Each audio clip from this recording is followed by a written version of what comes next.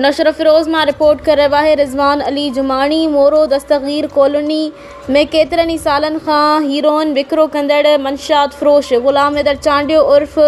हैदरू चांडिये खे 9 साल क़ैद ऐं ॾंड जी सज़ा ॿुधाई वई आहे। नशर फ़िरोज़ फर्स्ट एडिशनल सेशन जज MCTC